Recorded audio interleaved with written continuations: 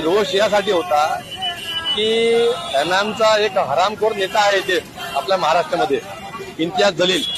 काल तो मुंब्रामध्ये गेलता, तिथे तो हे बोलला की आज महाराष्ट्र हिरवा करणार आहे.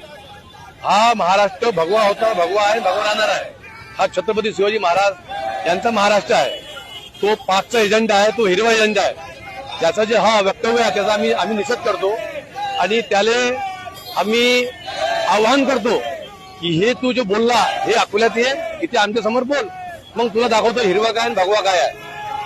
दुसरी गोष्ट आहे की आम्ही देवेंद्र फडणवीस साहेबांना विनंती करतो की यांनी हे जे शब्द बोललं याच्यावर महाराष्ट्र द्रोहाचा गुन्हा दाखल झाला पाहिजे. आणि काल आणखीन काही शब्द बोलला महिलाबद्दल, जे आपले भारतीय जनता पार्टीचे नेते आहेत नवनीत राणा, त्यांच्याबद्दल तो हे बोललं की ते नचनीय आहे. मला त्याला सांगायचं आहे की तुझी बायको असणार नचनीय, आमची जे हिंदू महिला आहे त्यांच्याबद्दल हा शब्द वापरायचा नाही, तर तुला घरात घुसून आम्ही मारणार आहे.